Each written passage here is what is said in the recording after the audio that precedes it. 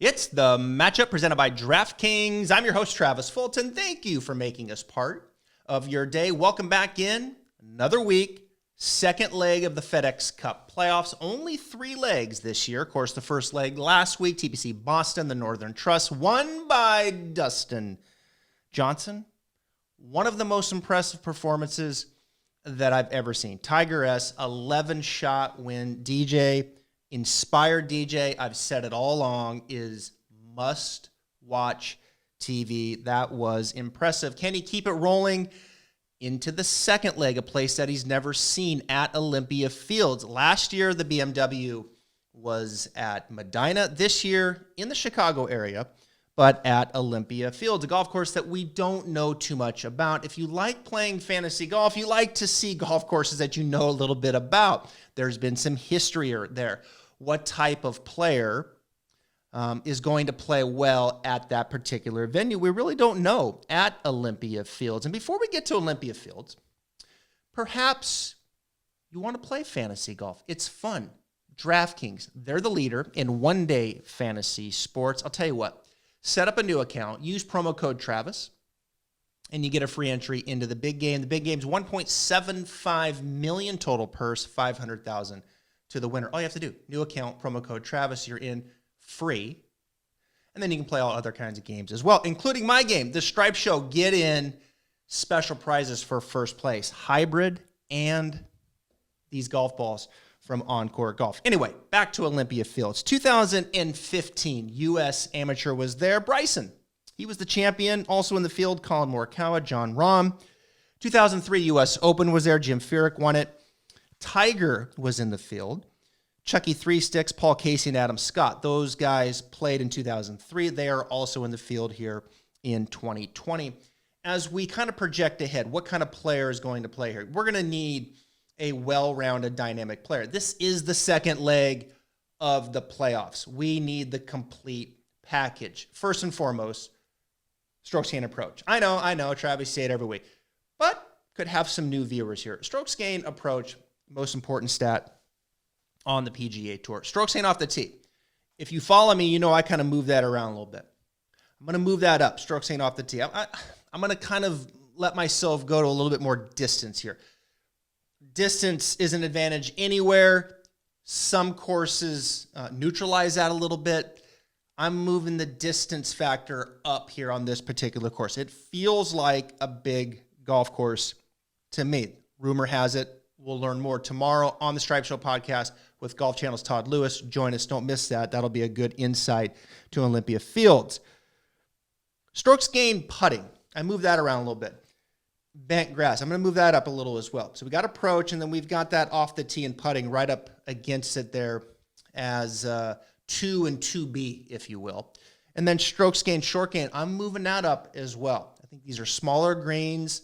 We're going to see probably guys miss more greens here, so we need a little bit more short game. Rough height, I don't expect it to be too high, but I am going to move the short game up. So we need a well-rounded player, right? I mean, this is the second leg of the playoffs. Only the top 30 move on down to Eastlake in Atlanta for the Tour Champions. Olympia Fields, when you look at it, there's 2 par 5s. You're going to see probably better scoring on the front 9 than the back 9. The 2 par 5s are on the front 9. You're going to see a lot of birdies probably in the first 6 holes, and then the course starts to stiffen up a little bit.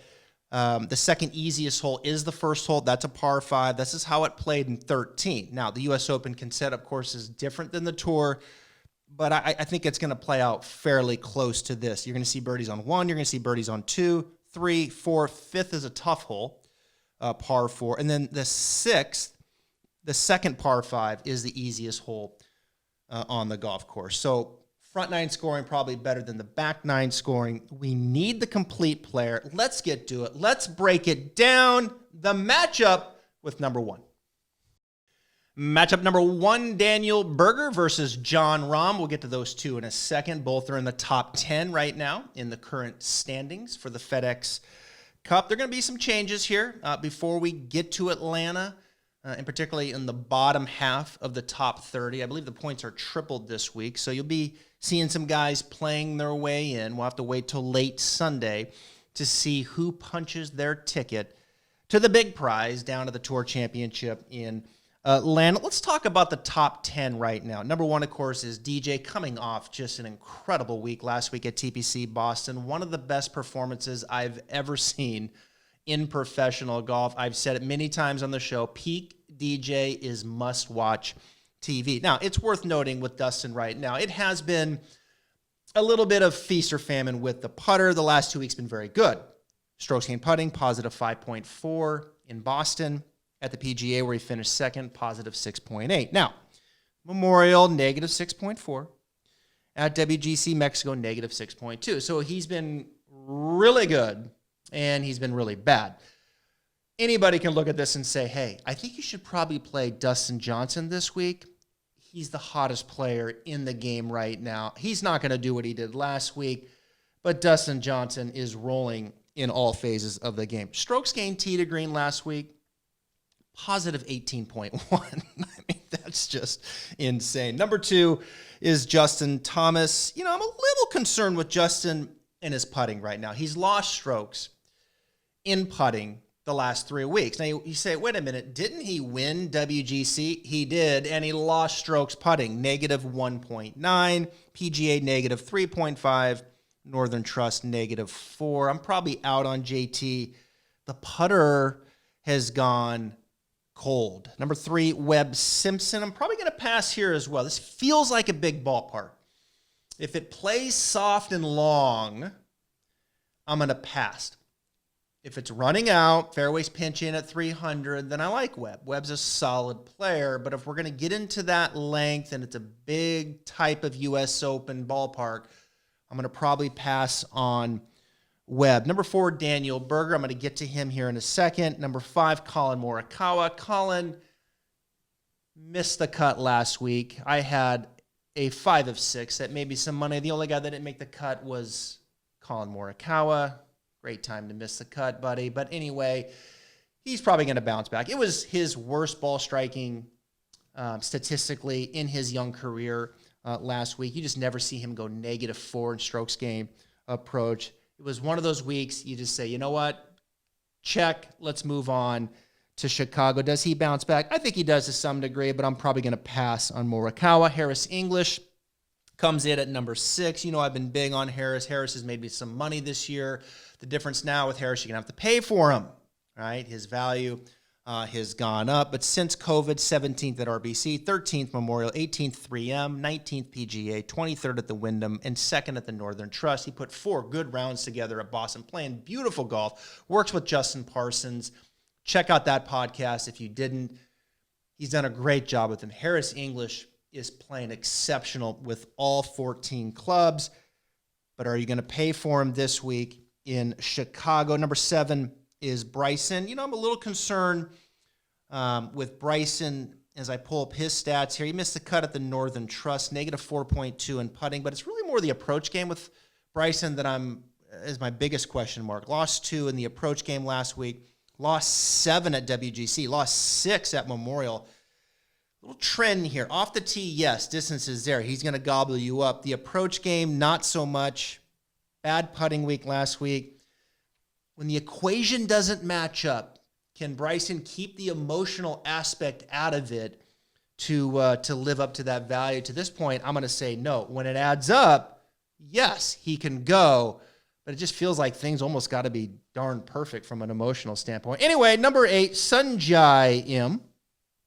Pre-COVID, my man. Post-COVID, I've played you way too many times. What happened to Sanjay's approach game? His tempo's getting slower. I'm out. Number 9, John Rom. We'll get to him in a second. Number 10, Patrick Reed. I convinced myself last week of Reed. I paid for it, 49th. He was 9th at the Wyndham, 13th at the PGA, 10th at Memorial. It just seems like it's just not all clicking with Reed. I just haven't been able to get on the right side of Patrick Reed. But let's go to Daniel Berger and John Rom, 2 players that I think with their career right now could use the big win, okay? Daniel, 3 wins, 2 at the FedEx St. Jude. Of course, he also got the Charles Schwab earlier this year. John Rom, he's got 4 Farmers, Career Builders, the Zurich, which was a best ball event that he was with Ryan Palmer. And then Memorial, was his biggest win here in the States. Now, he did win the Order of Merit last year over on the European Tour, but these are two guys that, with their careers in the top 10 now, John Rom as a number one player at one point, or a couple times, that next step, that big win, a FedEx Cup playoff win with this field would be exactly that. Daniel Berger, I'm comfortable putting him as a top 10, 12 player in the world. I am. I think he has climbed to that status. Now, I think he would do himself a lot of good with a win here on this particular field. He has 7 top 10s in his last 9 events. 7 top 10s in his last 9 events. He won the Schwab, as I mentioned, 3rd last week at the Northern Trust, and he really didn't even hit the ball that good. His ball striking approach game was pretty mediocre for him. But you look at him statistically. I'm going to read the stats off to you for Daniel Berger. We know he's been playing great golf, but these stats speak to how great and how well-rounded he is. Strokes gained off the tee, 21st. Strokes gained approach, 23rd. Strokes gained around the green, 40th. Putting, 12th. Strokes gained total, 3rd for the season on the PGA Tour. I'm ready to insert Daniel Berger in to the main stage, top 10, 12 in the world. But let's get a big signature win here at the BMW. He'll be in quite a few of my cards. Now, John Rom wins Memorial, moves to number 1 in the world. Takes a week off, comes back 52nd at the WGC. Wasn't a great week. 13th at the PGA, didn't putt good at all there. 6th at the Northern Trust, got it back, positive 4.5 there in strokes gained putting. You look at him statistically up against Berger, 14th, strokes gained off the tee, 62nd approach, 32nd around the green, 23rd putting, and then 4th overall. So we're talking about overall, strokes gained total, Daniel Berger's 3, John Rom is 4. Both could use that big win. I like both these guys. They'll be in my lineups, but I just tend to give Rom, okay, the nudge here. I think the big guy is starting to put it together, and when he puts it together, he goes. He plays great golf late August into September. He knows that he needs a big win, and this is the next step for him. So give me John Rom with the slight edge over Daniel Berger.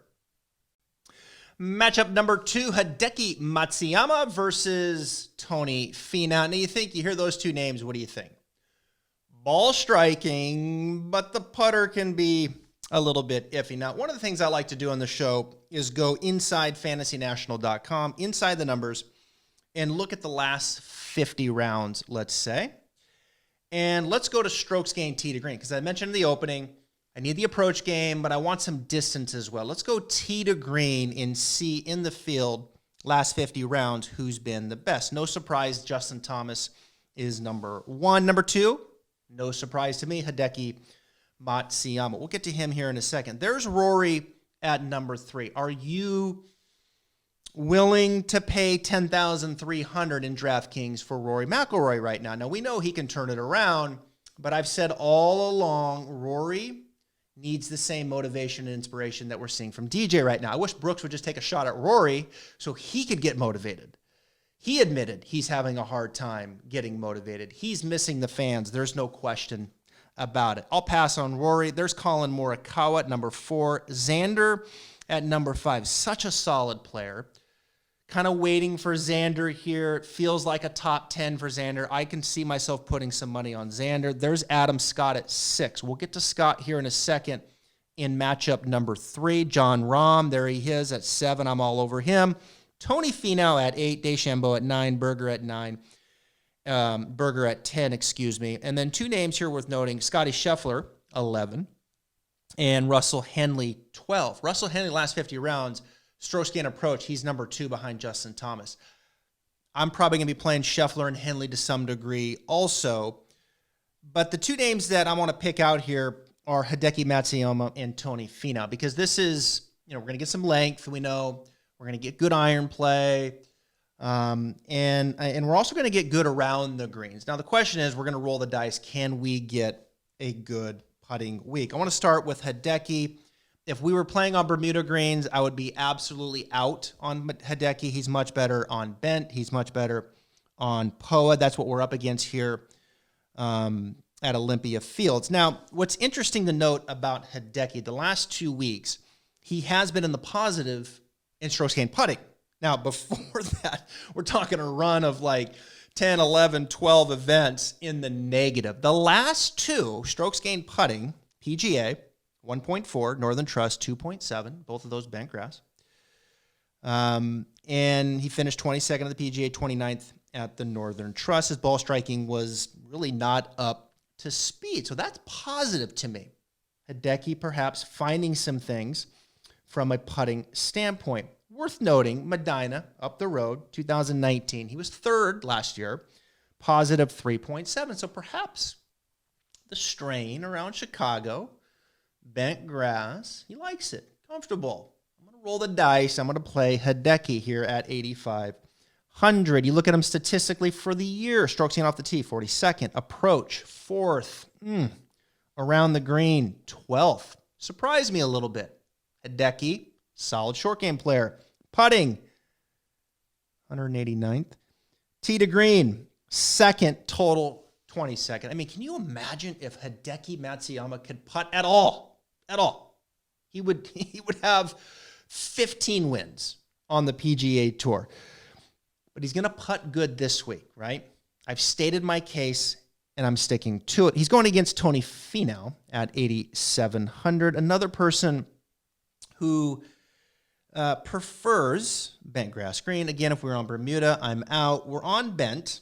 He missed the cut last week at the Northern Trust, lost 4 strokes in putting. Before that, though, he had a nice run going. He really did.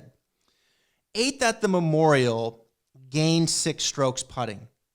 3rd at the 3M, gained 1. 65th at WGC, hit the ball terrible there. Gained 1 putting. PGA 4th, played beautiful, gained almost 2. Northern Trust lost 3.8. So, like Morikawa, I'm just going to chalk it up last week. All right. Tony, going to get back on the horse. He's 29th in the FedEx Cup standings. He needs a good week. He can dominate a course in his ball striking. For him, we're hoping the course plays long, as Hideki is, because that'll bode well for Tony Finau. He was 4th at the BMW last year, right up the road. He did lose strokes putting that week, but some good vibes for both players in the Chicago area. You look at him statistically for the year, 23rd off the tee, 17th approach, 42nd around the green, 97th putting, 9th tee to green, 13th total. From a strokes gained tee to green perspective, Hideki and Finau, they're both going to be in my lineups, but you know who I'm picking. I'm picking my boy, Tony Finau. Matchup number 3, Kevin Kisner versus Adam Scott. So let's go the other way now. Let's go strokes gained putting inside Fantasy National. Last 50 rounds, right? We went tee to green, got some picks out of that. Now let's go strokes gained putting. Last 50 rounds, no surprise. There's Kevin Na, ranked number 1, 7,300 in DraftKings. There's Kuchar, 74. You know, where are we at with Gooch? Back to that maybe motivation thing, perhaps, with Kuchar. I'm probably going to pass on both of those guys this week. Matthew Fitzpatrick comes in at number 3. He's had some good weeks. Has been a good value pick for me a couple different times this week. I'm probably going to pass on him. Played with Tiger last week. Big number on Thursday. Came back on Friday. Missed the cut. Maverick McNeely has been showing some good form. Number 4, strokes gained putting. There's DeChambeau. Now you start seeing some of these world-class players, the superstars showing up on multiple lists. There's DeChambeau at number 5. Mackenzie Hughes at 6. There's Webb at 7. No surprise. And there's Kiz at 8. Berger at 9. JT Poston at 10. Harris English at 11. Billy Horschel, interesting. I'm probably going to take a little closer look at Horschel. He'll probably show up on some of my picks. Patrick Reed at 12. And the Gooch at 13. We'll get to him in the next segment. But you kind of keep rolling down here. Eventually, you do run into Adam Scott at 28. So Adam Scott versus Kevin Kisner. Now, last year in the BMW at Medina, he finished 9th, as did the Kiz. So they both finished 9th at Medina. If we're trying to kind of play some parallel to a course right next to each other here, Kiz at 8,400, Scott's at 82. You look at Scott last week, had a couple good rounds, couple bad rounds. Northern Trust, he was 58th, lost 2 in putting. He was 22nd at the PGA, where he gained 4.5 putting. But this is only his 3rd tournament post-COVID. So we're kind of rounding into form here with Adam Scott, world-class player at 8,200. It's easy to brush him to the side, but we know what Adam Scott can do. I don't think he's hit the ball anywhere close to his potential to this point. 3rd event, let's get some things going, kind of trending here. Approach game, last week he was +2. At the PGA, he was -1. And I think we're going to get enough off the tee from him. And I'm hoping, as the ball striking continues to improve, that we get that +4.5 in putting. So I think Adam Scott is someone, as he starts to play a little bit more here, is someone that I like at this particular venue. Now, going against Kevin Kisner is playing some really good golf. And we know Kiz can get hot, right? And he can stay hot. He loves bent grass greens. And he is rolling the rock. I mean, this dude is gobbling up strokes on the green. You got to go all the way back to WGC. He gained 8 at the WGC. He gained 5 at PGA. He gained 5 at Wyndham. He gained almost 6 at Northern Trust. He is rolling the rock, full confidence right now. The approach game has been beautiful as well. Gained 5 at the PGA, gained 5 at Wyndham, almost gained 4 at the Northern Trust. And off the tee, he's holding his own. So you got to like Kiz. You know, I know this course can maybe play a little long, but I like Kiz right now. I think he's hitting it well. I think he's putting it well. It's a good venue for them. Both these guys finished 9th. Just up the road, they're at Medina. Adam Scott's getting some reps. They're both going to be in my lineup, but Adam Scott, I'm giving the slight edge over Kevin Kisner. All right, time for some value picks. I've been pretty good in this part of the show. The middle to the back part of the show, we have done very well for the most part, week in and week out. The big dogs up front is where I've been trying to spend more time and do better for me and for you. But the value picks, you know, this week, there's only 70, right? Everybody's going to play all 4 rounds. There's no cut.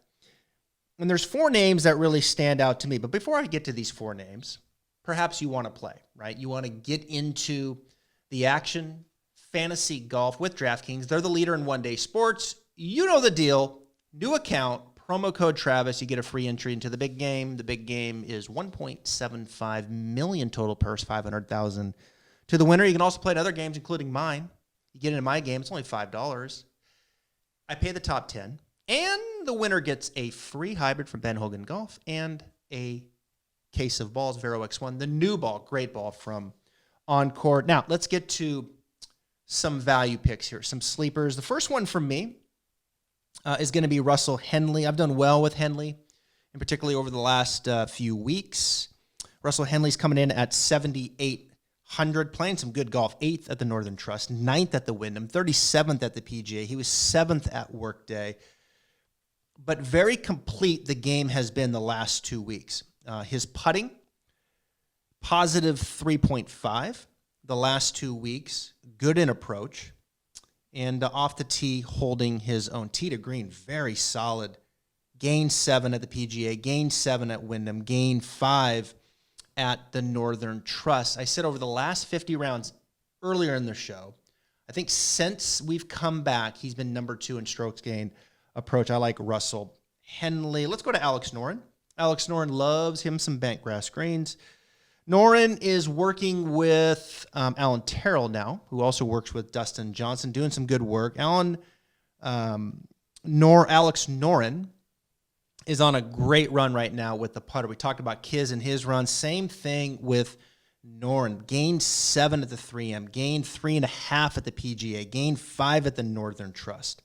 He was 8th at the Northern Trust, 19th at the PGA, 3rd at the 3M. There's some good stuff happening, some good mojo going with Alex Noren coming in at 7,900. Ryan Palmer has had a good year.